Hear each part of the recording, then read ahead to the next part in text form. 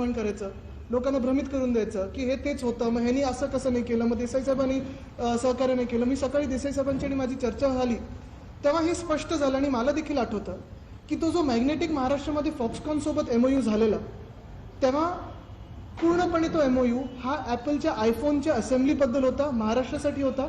आणि तो देखील MOU पुढे त्याचं काय झालं हे त्यावेळीचे मुख्यमंत्री महोदयांनी सांगितलं तर बरं होईल. पण हा जो विषय होता हा स्पष्ट विषय असा होता की सेमीकंडक्टर चिप्स ज्या डिसेंबर 2021 मध्ये जगभराची परिस्थिती बघून केंद्र सरकारने 76,000 कोटीचं मला वाटतं सबसिडी ग्रँट रिलीज केलेली आणि त्याच अनुषंगाने आम्ही 22 की 21 जानेवारी 2022 त्या दिवशी आम्ही अनिल अग्रवाल साहेबांबरोबर आम्ही चर्चा केली, बैठक घेतली झूमवर आणि मग त्याचा पाठपुरावा केला. हे दोन वेगळे विषय झाले. तसंच अजून एक महत्त्वाची गोष्ट म्हणजे डॅव्हॉसमध्ये देखील जेव्हा मी, सुभाष देसाई साहेब, नितीन राऊत साहेब आम्ही जेव्हा होतो तेव्हा आमच्या डेलिगेशनकडे पूर्णपणे ह्यांच्यासोबत MOU करायचा जो होता, करार करायचा होता, त्याचे कागदपत्र तयार होते. पण अर्थात केंद्र सरकार, राज्य सरकार ह्या दोघांची सबसिडी मिळून वेदांता आणि फॉक्सकॉनची इन्व्हेस्टमेंट थोडी सांगड घालणं गरजेची होती. आल्या आल्या आमची चर्चा पुढे गेलेली. मला वाटतं देसाई साहेब आपण तैवानचे जे कोण तिकडून आलेले फॉक्सकॉनचे लोक त्यांना देखील जूनमध्ये आपण भेट घेतली. त्याच्यानंतर आपलं सरकार 40 गद्दारांनी पाडलं आणि म्हणून तो विषय मागे राहिला. एक महत्त्वाची गोष्ट ह्याच्यात सांगू इच्छितो मी की आज देखील आपल्या महाराष्ट्रातल्या 1 लाख तरुणांना नोकऱ्या मिळणार नाही ह्याची जबाबदारी कोण घेत आहे हे ह्या व्यवस्थेकडून उत्तर नाही. इथून पूर्णपणे इथे येणारा जो काही प्रोजेक्ट होता तो इतर राज्यांमध्ये का गेला, गुजरातमध्ये का गेला, कुठच्या राज्यात जाण्याचं दुःख आम्हाला नाही आहे. पण दुःख या गोष्टीचं आहे की आपल्या राज्यातून जो प्रोजेक्ट 100% येणार होता, तळेगावमध्ये येणार होता, आपल्या पुणे जिल्ह्यात येणार होता, तिथून कसा पुढे गेला, दुसरीकडे गेला, हे अजून कुठेही उत्तर आलेलं नाही. तसंच दुसरी एक बातमी माझ्या कानावर आली, मला आज काही ओळखीच्यांनी सांगितली आणि परत मी एकदा वाचली. खरं तर तो माझा विषय लक्षात नव्हता आला कारण मला माहित नाही एवढ्या आपल्या पण प्रेसमध्ये तसा आला नव्हता. ती बातमी ही आहे, centre asks Himachal, Gujarat and Andhra Pradesh to send detailed report on bulk drug park. आपल्याला आठवत असेल बल्क ड्रग पार्कसाठी मुख्यमंत्री महोदयांनी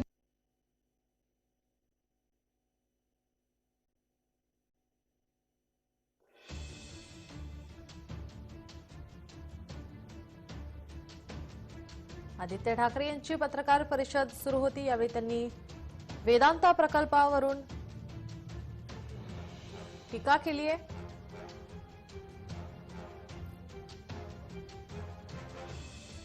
मध्ये आणि इतर काही परिसरामध्ये आपण आणणार होतो. आता बल्क ड्रग पार्क मध्ये हिमाचल प्रदेश आहे, गुजरात आहे आणि आंध्र प्रदेश आहे आणि पहिला गुजरातमध्ये भरूचमध्ये हा बल्क ड्रग पार्क येणार आहे. मागणी ही महाराष्ट्राने पहिली केली होती. परत एकदा ही बातमी मला वाटतं सप्टेंबर 2 की 3 ची आहे. म्हणजे आता ते ह्या व्यवस्थेतले स्वतःला घोषित करणारे मुख्यमंत्री महोदय घराघरा वेगळ्या वेगळ्या मंडळांना भेटी देत होते, अनेक ठिकाणी फिरत होते. पण कदाचित आत्ताच्या उद्योग मंत्र्यांना पण हा विषय माहिती नसेल किंवा मुख्यमंत्री महोदयांना पण माहिती नसेल विषय की हे देखील मोठा प्रस्ताव जो होता, मोठा प्रोजेक्ट जो होता, महाराष्ट्रासाठी जो उपयोगी होता, महाराष्ट्राचा ज्याच्यावर पहिला हक्क होता, तो आपल्या राज्यातून निघून गेलेला आहे. आता हे पूर्णपणे किती खरं आहे किती खोटं आहे हे मला वाटतं उद्योग मंत्र्यांकडून मला उत्तर अपेक्षित आहे. कदाचित ते हेही बोलू शकतात की हा विषय आरोग्य खात्याचा आहे आणि मग आरोग्य खातं सांगू शकतं की हॅफकिन नावाच्या माणसाला विचारा. आता ह्याच्यात मला जायचं नाहीये. पण हे सगळं जे काही चाललेलं आहे ही महाराष्ट्राची खरं तर मान शर्मेनी खालती घालण्याचा प्रकार सुरू आहे. कालचा जो प्रस्ताव होता, जसं वेदांता आणि फॉक्सकॉन एवढा मोठा प्रोजेक्ट म्हणजे 2 लाख कोटी. खरं तर देसाई साहेब, मी आजच एक चॅनलच्या ट्विटरवर बघितलं की सध्याचे जे मुख्यमंत्री आहेत त्यांनी वेदांताचा एकेरी उल्लेख करून की तो वेदांता आलेला आणि 4 लाख कोटीचा प्रस्ताव घेऊन आलेला, तो आपल्या महाराष्ट्रातच येणार आहे असं हाऊसमध्ये सांगितलं, फ्लोर ऑफ द हाऊसवर सांगितलेलं. हे म्हणजे उद्योग जगातले मोठे लोकांचं किंवा कंपनीचा एकेरी उल्लेख असेल किंवा 2 लाख कोटीचा प्रस्तावाला 4 लाख कोटी म्हणणं आणि तोही हातातून घालवणं, हे नक्की कुठच्या सरकारला शोभणारं आहे हे मला माहिती आहे. की 2 लाख कोटी आणि 1 लाख रोजगार उपलब्ध करून देणारे जे असे उद्योग आहेत ते 100% आपल्या राज्यात जे येणारे आहेत ते तुम्ही असे जाऊ कसे देऊ शकता. दुसरा विषय जो मी आज सांगितला तो बल्क ड्रग पार्कचा आहे. त्याच्यात थोडी माहिती ती आहे जे मी सांगितलं की महाराष्ट्राचा पहिला हक्क आहे. जो आमचा प्रस्ताव होता तो हाच होता कारण आपण फार्मास्युटिकल आउटपुट जो आहे आपल्या देशातला त्याच्यातून 20% हा महाराष्ट्रातून जातो. सगळ्यात मोठा वॅक्सिन प्रोड्युसर सिरम असेल आणि इतर काही असतील ते आपल्या महाराष्ट्रात आहेत. तिसरी गोष्ट आणि सर्वात महत्त्वाची म्हणजे जे काही ग्लोबली अप्रूव्ड प्लांट्स असतील, मग FDAचे असतील, EU असतील, सगळ्यात जास्ती हे आपल्या राज्यात आहेत. आपल्याकडे सप्लाय चेन चांगली आहे, कोल्ड स्टोरेज चांगलं आहे, पोर्टच्या जवळ आहे, एक्सपोर्ट्स आपल्याकडून जास्त येतं आणि एक्सपोर्ट प्रिपेअर्डनेसमध्ये नीती आयोगाच्या रँकिंगमध्ये आपलं 2 नंबर आलेला आहे महाराष्ट्राचा. हे एवढं सगळं असताना मग आपण जो प्रस्ताव दिलेला बल्क ड्रग पार्कचा हा देखील आपल्या हातातून निघून जातो. म्हणजे एक आश्चर्याची गोष्ट ही मला वाटायला लागलेली आहे की ज्या ज्या प्रस्तावांवर आम्ही पूर्णपणे मेहनत घेतली, काम करत आलो, देसाई साहेब असतील, मी असेल, पूर्ण मंत्रिमंडळ असेल, मुख्यमंत्री महोदय असतील, उपमुख्यमंत्री महोदय असतील, महसूल मंत्री महोदय असतील, सगळ्यांनीच मेहनत घेऊन आपल्या महाराष्ट्रात हा खेचून आणण्याचा जो प्रयत्न केला, तर हे नवीन जी काही व्यवस्था आहे, मी याला सरकार मानत नाही कारण ही घटना बाह्य आहे, पण ही व्यवस्थेनी बरोबर ते पळवून लावलेलं आहे. म्हणजे एक प्रकार तुम्ही बघा, खरं तर डॅव्हॉसला जेव्हा मी, सुभाष देसाई साहेब असतील, नितीन राऊत साहेब असतील, आम्ही जेव्हा गेलेलो तेव्हा आमच्यासोबत 6 वेगळे वेगळे राज्य होते. आमच्या पॅव्हेलियनच्या बरोबर समोर आपल्या देशाचं पॅव्हेलियन होतं, म्हणजे केंद्र सरकारचं होतं आणि आम्ही सगळे एकत्र काम करत होतो. एक सुद्धा इन्व्हेस्टमेंट कुठचीही केंद्र सरकारच्या परवानगीविना येऊ शकत नाही आणि तसंच आम्ही पाठपुरावा नीट करून रितसर परवानग्या घेऊन आमचं वेगळं विचारधारेचं जरी सरकार असलं इथे तरी देखील केंद्र सरकारबरोबर नीट जे काही सांगड घालायची असते ते करून आम्ही 80,000 कोटी त्या 3 दिवसात डॅव्हॉसमधून इथे आणले महाराष्ट्रात. जर आम्ही शिवसेना, राष्ट्रवादी काँग्रेस असं महाविकास आघाडीचं सरकार केंद्र सरकारबरोबर नीट जे काही बोलणी आहेत ते करून, पाठपुरावा करून ह्या सगळ्या गोष्टी महाराष्ट्रासाठी आणू शकतो, मग नक्की ह्या व्यवस्थेचं काय चुकतं आहे की प्रत्येक गोष्ट जी महाराष्ट्रासाठी मोठी आहे, चांगली आहे, ती निघून जाते. आणि काल पण मी जो उल्लेख केला तो म्हणजे एअरबसचा. आता एअरबसचा मोठा प्रस्ताव आहे, एअरबसचं मोठं प्रोजेक्ट आहे, तो देखील मला वाटतं पाठपुरावा करणं गरजेचं आहे. मी आपल्याच मार्फत विनंती करीन मुख्यमंत्री महोदयांना की पाठपुरावा लवकरच सुरू करा, कारण नवरात्री येणार आहे, मग आपल्याला वेळ नाही मिळणार. गरबा, दांडिया, मंडळं, तिथे घराघरा फिरायला लागणार आहे 4 वाजेपर्यंत वगैरे सकाळी. तर हे सगळं सोडून जरा थोडं कामावर लक्ष देणं गरजेचं आहे आणि हीच माझी विनंती आहे. दुसरी एक गोष्ट महत्त्वाची स्पष्टीकरण मला करायचं आहे, थोडा विषय वेगळा आहे तरी देखील. आज परत मी एक बातमी वाचली की हिंदू हृदय सम्राट बाळासाहेब ठाकरे क्लिनिक हे मुंबईत जे सुरू होणार आहे ह्याचं श्रेय ते घेण्याचा प्रयत्न करत आहेत. त्यांनी घ्यावं श्रेय, त्यांनी उद्घाटन करावं, काही प्रॉब्लेम नाही. तरी देखील जनतेला माहिती आहे की हे जे काही क्लिनिक आहे ते उद्धव साहेबांचं स्वप्न होतं आणि ते आमच्या BMCच्या बजेट स्पीचमध्ये होतं. ते आज हे उद्घाटन करायला निघालेले आहेत. ते ठीक आहे, ते जनतेला माहिती. एक आरोप सतत या संदर्भात असा होतोय की मागच्या सरकारमध्ये म्हणजे उद्धव ठाकरे सरकारमध्ये अपेक्षित बैठका घेणं होतं, त्या अपेक्षित बैठका झाल्या नाहीत आणि त्यामुळे प्रोजेक्ट हातातून गेला. उद्योगमंत्र्यांनी पण हेच सांगितलं. मला वाटतं उद्योगमंत्र्यांना जसं मी सांगितलं थोडा अभ्यास किंवा त्यांचं खातं त्यांना चुकीचं ब्रीफ करतंय. ते त्यांचं मंत्रालय थोडं वेगळं होतं. त्यांनी देसाई साहेबांचं आणि माझं ट्विटर बघितलं असतं, काम बघितलं असतं, त्यांना कळलं असतं आणि कदाचित ते तिथे गेले सुद्धा नसते. पण 21 की 22 जानेवारीची आमची पहिली बैठक होती. त्याच्यानंतर सतत 2-3 बैठका फेब्रुवारी मार्चमध्ये झाल्या. मेमध्ये डॅव्हॉसमध्ये आमचं पूर्ण करारपत्र तयार होतं, आम्ही त्यांच्याकडे गेलेलो, भेटलो डॅव्हॉसमध्ये. नंतर आपण बघितलं असेल देसाई साहेबांची बैठक झाली जूनमध्ये आणि तळेगाव इथे 2 की 3 वेळा फॉक्सकॉनची टीम असेल, त्यांच्या कन्सल्टंटची टीम असेल, हे सगळी गेली. मला वाटतं टीव्हीवर पण एक आलेलं आहे की तळेगाव कसं बरं. आदित्यजी, पण जो शिंदे फडणवीस सरकारचे मंत्री असतील किंवा प्रतिनिधी यांचं म्हणणं असं आहे की उद्योगधंदे किंवा गुंतवणूकदारांना आकर्षित करण्यासाठी ज्या सवलती पॅकेज देणं अपेक्षित असतं ते जाहीर करण्यास उशीर झाला. मला वाटतं परत काही वेळा असं असतं ना की काही सरकार किंवा व्यवस्थेचा विषय असं असतो की नुसतं जाहीर करून सोडून द्यावं. दहीहंडीसाठी आम्ही खेळाचा दर्जा देऊ, सोडून दिलं. मग ते काही इन्शुरन्स देऊ, सोडून दिलं. अशा अनेक गोष्टी त्यांनी जाहीर करून सोडून दिलेल्या आहेत. परवा वाटतं PM किसान योजनेसारखं काहीतरी करणार असं कृषी मंत्री बोललेले आहेत, मग त्याच्यावरनं खडाजंगी झाली. पण ह्याच्यात D+चा दर्जा जो असतो, ज्या चर्चा असतात त्या आपण ट्विटरवर पण बघितलेल्या आहेत, आमच्या म्हणजे फोटोज बघितलेले आहेत. पण ह्या चर्चा आम्ही प्रत्येक गोष्टी केलेल्या आहेत. नाहीतर देसाई साहेबांच्या पूर्ण कारकिर्दीत आणि खास करून 2020 जून ते आत्ताच्या जूनपर्यंत 2022च्या जूनपर्यंत 6.5 लाख कोटी एवढी गुंतवणूक महाराष्ट्रात आली कशी असती. तुमच्या सरकारने सगळ्यात लुक्रेटिव्ह इन्सेंटिव्ह पॅकेज दिले होते, मात्र आता गुजरातमध्ये जे पॅकेज मिळालेलं आहे या कंपनीला ते इतकंच आहे, त्याच्यापेक्षा जास्त याबद्दलची काही माहिती मिळालेली आहे.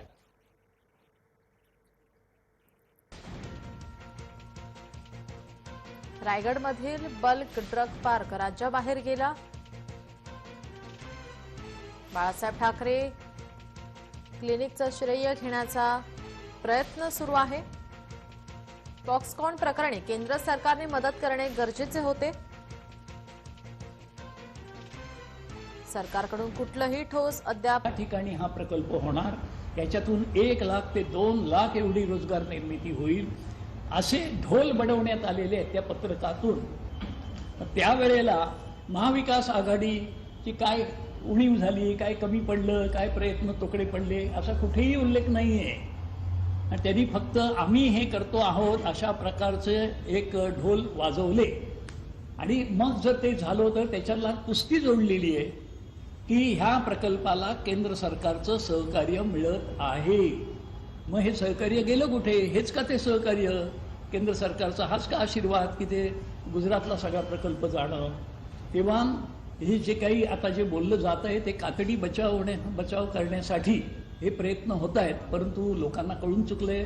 आम्हाला याच्यामध्ये खंत एवढीच आहे की महाराष्ट्रातल्या युवक युवतींना एवढ्या मोठ्या संख्येने रोजगार मिळणार होते आणि रोजगार निर्मितीला त्याचबरोबर उद्योगाला मोठी चालना मिळणार होती.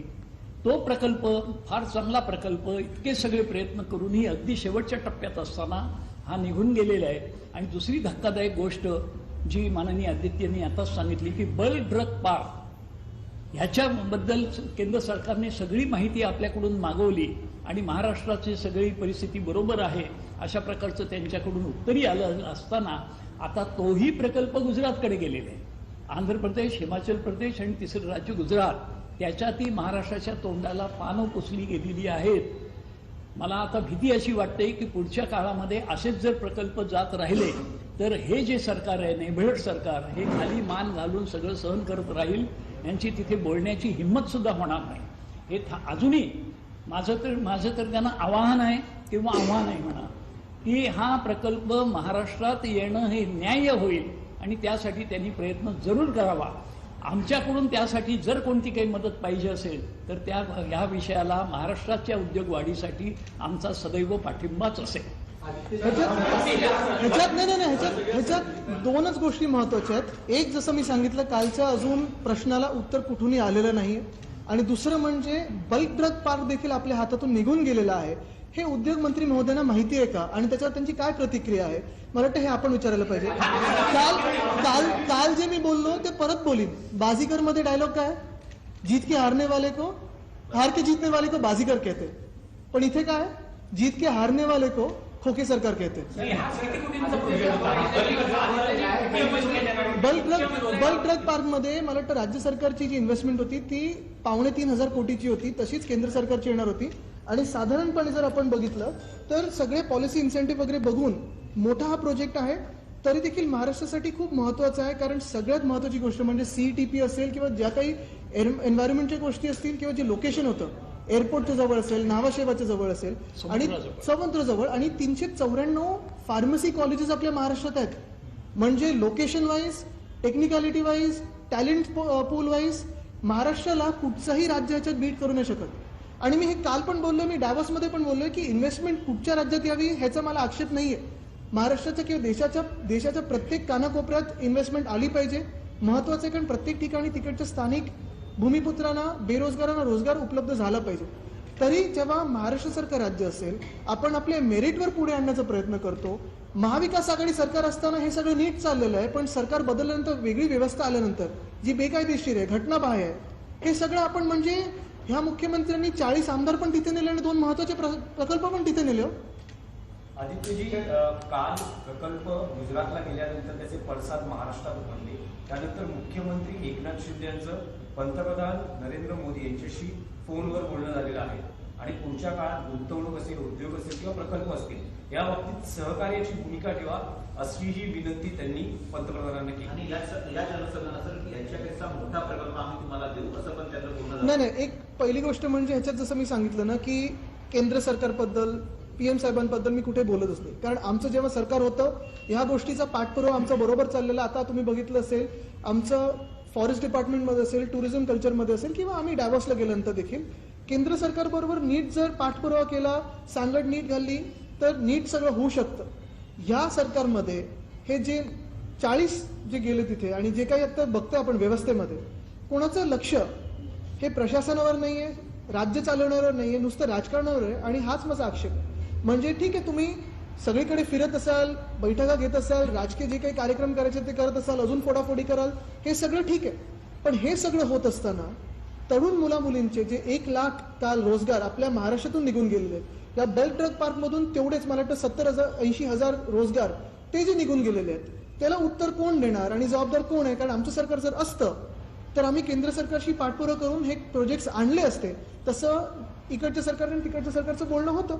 युवा सेनेतर्फे उद्या निषेधार्थ मोर्चा आयोजित केलेले आहेत, स्वाक्षरी मोहीम आयोजित केलेली आहे, सामील व्हा असं आवाहन देखील करण्यात आलेलं आहे. काय स्वरूप असणार? आता काय झालंय, तरुणांना तेवढंच हातात राहिलेलं आहे, कारण रोजगार जे होते ते निघून गेलेले आहेत.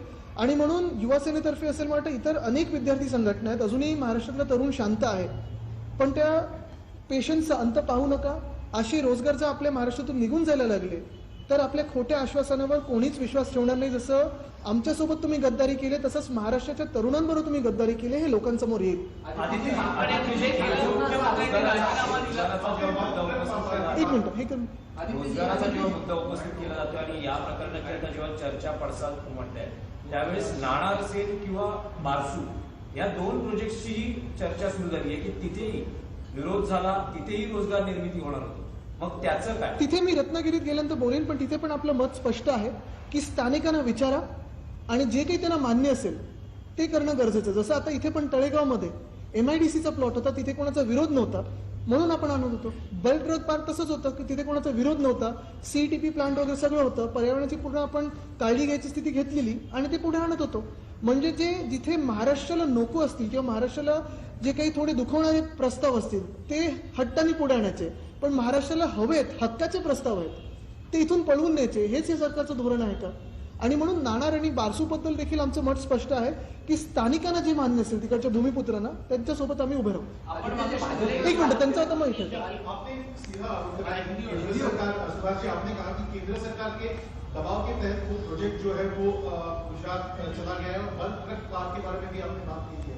तो 26 जुलाई तक क्या ये महाराष्ट्र के साथ था प्रोजेक्ट और 26 जुलाई के बाद चला गया? जरा हिंदी में दोहराइए. आपसे ठीक है, मैं ये जो हम बात कर रहे थे बल्क ड्रग पार्क की, कल अगर आप देखें तो वेदांत और फॉक्सकॉन का जो प्रोजेक्ट है, कल हमें ये पता चला कि वो कल हमारे हाथों से निकल गया. महाराष्ट्र में पूरी उनकी तैयारी थी आने की, पुणे के जिले में पूरा उनका फिक्स हुआ था आना. ठीक है, जो भी उनकी बातें केंद्र सरकार से हो, गुजरात सरकार से हो, अच्छी निगोसिएशन हुई होगी शायद गुजरात से उधर चले गए, उसका दुख नहीं है. दुख इसी बात का है कि जो प्रोजेक्ट हम महाराष्ट्र में लाने वाले थे, हमारे निगोसिएशन चल रहे थे सरकार से, वेदांता और फॉक्सकॉन के साथ, वो कहीं ना कहीं वहां उन्होंने देखा नहीं इस सरकार ने, या ये जो व्यवस्था इन्होंने, और ये प्रोजेक्ट हाथों से निकल गया. वैसे ही शायद मुख्यमंत्री महोदय अभी के मंडलों में या इधर उधर घूमने में व्यस्त रहेंगे, उनके राजनीतिक जीवन में व्यस्त रहेंगे, और 3 सितंबर को बल्क ड्रग पार्क का जो प्रस्ताव था, हमारा जो प्रोजेक्ट था, वो भी हमारे हाथों से निकल गया है. वो कहाँ गया है? तो आंध्र प्रदेश गया है, हिमाचल प्रदेश गया है और गुजरात गया है. वहां जाने से हमारा दुख की बात नहीं है.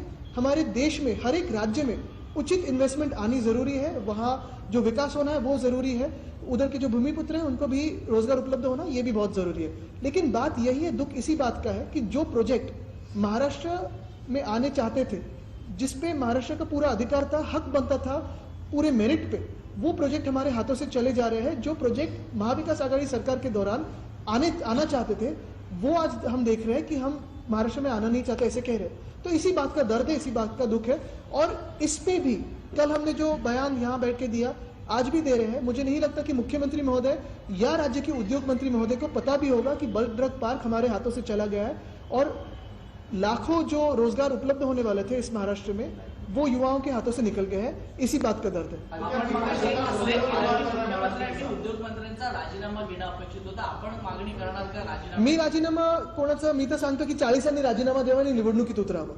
हे तर माझं वेगळं, हे वेगळ्या गोष्टीवर, नैतिक गोष्टीवर आहे. पण ह्या गोष्टींवर मला वाटतं कुठच्याही इतर राज्यांमध्ये असतं तर उद्योग मंत्र्यांनी राजीनामा दिला असता. आपण बघितलं असेल, मला वाटतं पोर्चुगल की स्पेनमध्ये कुठेतरी एका बाईची डिलिव्हरी नीट नाही झाली म्हणून तिकडच्या केंद्रीय हेल्थ मंत्र्यांनी राजीनामा दिलेला, आणि इथे अजूनही प्रत्यारोप करत आहेत. म्हणजे राज्यात नक्की कुठचं राजकारण सुरू आहे, राज्य चालवायचं आहे की अशीच मजा मस्ती करत राहायची, हे एकदा ह्या व्यवस्थेने ठरवावं. येतो तिथे येतो. खास करून तळेगावमध्ये पाऊस वगैरे नाही आहे. त्या शेतकऱ्यांनी आता आंदोलन करण्याचा इशारा दिलेला आहे, कारण हा प्रकल्प आमच्यासाठी खूप गरजेचा होता आणि इथल्या भूमिपुत्रांसाठी गरजेचा होता.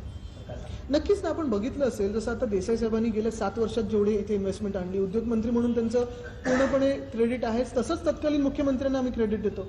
पण ह्याचा हाच अर्थ लागतो ना की जबाबदारी कोणीतरी घेऊन पुढे यायला पाहिजे. आता तुम्ही व्यवस्था ही चालवत आहात, विरोधी पक्षासारखं आमच्यावर आरोप करून चालणार नाही. तुम्हाला उत्तरं द्यायचे आणि व्हॉट्सअपमधून उत्तरं नाही द्यायचेत आम्हाला. अधिकृत पेपरवर कागदपत्रावर उत्तर द्यायचं. नाही, उत्तर सगळीकडे आपण बघतो ना सकाळपासून की हा 2015. नाही, आमच्या छुप्या बैठका नसतात.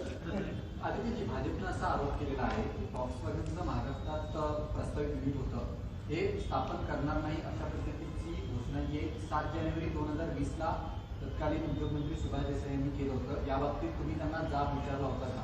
अशा पद्धतीचं भाजपकडून. पण ते कशाला बेगानी शादीमध्ये अब्दुल्ला म्हणतात? त्यांच्यावर कोण बोलतंय? आणि देसाई साहेब आपणच. हो, मी ते सांगितलंच.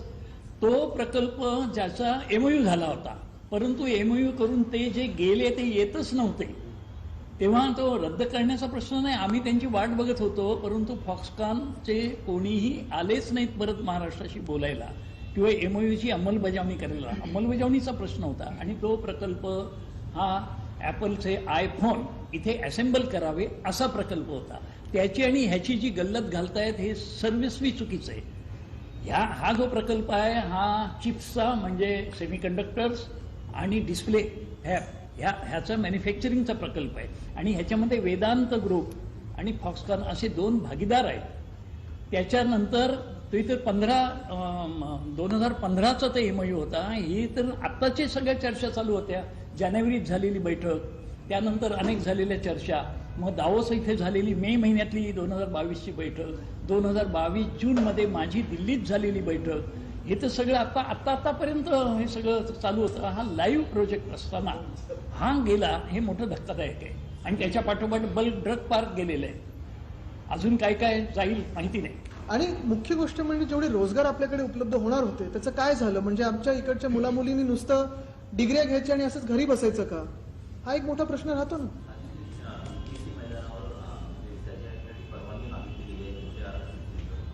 नाही, मी आज परत जसं काल सांगितलं की हे राजकीय प्रश्न आहेत आणि हे राजकीय प्रश्न आपल्या आपल्या मार्गाने पुढे निघत असतात, त्याचा तोडगा निघत असतो. माझ्या राज्यासाठी आज कुठे ना कुठेतरी तरुण, एक 32 वर्षाचा तरुण म्हणून मला वाटतं की 2 मोठे प्रोजेक्ट जे आपल्या राज्यात येणार होते, लाखो नोकऱ्या उपलब्ध करून देणार होते, ह्याची सरकारला काडी मात्र चिंता देखील नाहीये. हे बघून मला धक्का बसलेला. म्हणजे मला हेच अपेक्षित होतं काल कुठेतरी मुख्यमंत्री महोदय काहीतरी स्टेटमेंट करतील, पण तिथे कुठे स्टेटमेंट आलं नाही. ह्याची माहिती खरी आहे ती लोकांसमोर आणतील, तसं झालं नाही. बल्क ड्रग पार्क आपल्या हातातून निसटून गेलेला आहे, त्याच्याबद्दल दिलगिरी तरी व्यक्त करतील, तसं कुठे झालं नाही. म्हणजे तरुणांनी नुसतं अभ्यास करायचा, डिग्र्या घ्यायच्या आणि घरी बसायचं. आता महाराष्ट्राचे चित्र असं दिसतंय, कारण हे जे काही राजकारण आहे हे खोके सरकार, जसं मी सांगितलं काल, स्वतःसाठी खोके आणि महाराष्ट्राला धोके. आज दुसरा धोका दिसतोय आम्हाला.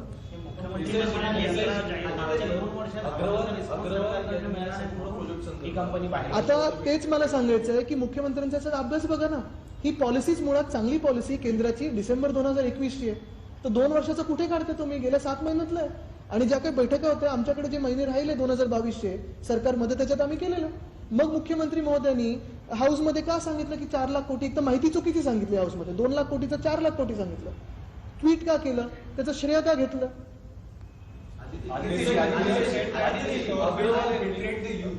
Sorry? You have said that this government has betrayed the youth. I have, and it has betrayed its own ethic of Maharashtra of working hard and bringing investment into Maharashtra. Maharashtra has always been the financial capital of India, and like I've said before, I have no pain about investment going across the country. It has to go in every state because this country has to develop. But where we are fighting on a meritorious basis, there is a healthy competition between states. We're looking at states like Tamil Nadu, Telangana, Andhra, Gujarat, Karnataka, Maharashtra, Bengal, all of us competing in a healthy sphere. How can we lose a project that is on merit, on technical grounds, #1 for Maharashtra? How can we lose that? It only means that the Chief Minister and the Industries Minister is completely unaware of what is happening in this sphere.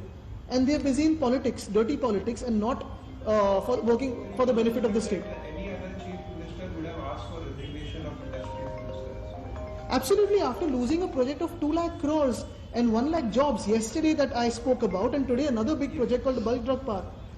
we cannot expect the chief minister to garland the industries minister for sure.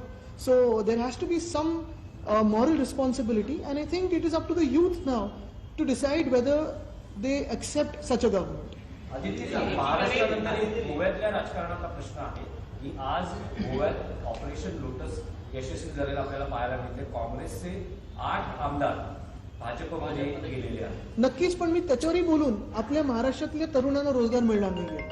आज मी एवढंच focus करीन की 2 महत्वाचे project आमच्या महाराष्ट्रातून निघून गेलेले आहेत. त्याचं दुःख आणि त्याचा चीड त्याच्या मनात माझ्या आहेच. तसंच माझ्यासारखे अनेक महाराष्ट्रातल्या लाखो तरुण तरुणींच्या मनात असेल की ह्या सरकारला खोटी आश्वासनं देता येतात, सरकार पाडता येतात, पाठीत खंजीर खुपसता येतो, पण महाराष्ट्राच्या हिताचं काम आणि 2 महत्वाचे प्रोजेक्ट्स केंद्र सरकारबरोबर पाठपुरावा करून नीट या उद्योगपतींबरोबर बोलून आमच्या महाराष्ट्रात आणता येत नाही, हे मला दुःख आहे. धन्यवाद. जय महाराष्ट्र. अग्रवाल यांनी या संपूर्ण प्रोजेक्टसाठी सेंट्रलचं अप्रुव्हल लागेल असं तुम्हाला काय सांगितलं होतं, आणि त्यावर नक्कीच. तुम्हाला- नक्कीच आमची जेव्हा अनिल अग्रवाल यांच्याशी चर्चा झाली, चर्चेच्या शेवटी ते म्हणाले बाकीच्या सगळ्या गोष्टी महाराष्ट्राच्या बरोबर आहेत, आमचं समाधान झालेलं आहे, मात्र ह्या गुंतवणुकीसाठी केंद्र सरकारचा होकार आम्हाला घ्यावा लागेल असं तेव्हा त्यांनी उल्लेख आणि केला होता. ह्याच्यावर पुढे जाऊन सांगतो की आमची जी बोलणी चाललेली जर आमचं सरकार असतं तर आपण आणलं असतं. धन्यवाद. नाणार प्रकल्पाबाबत काय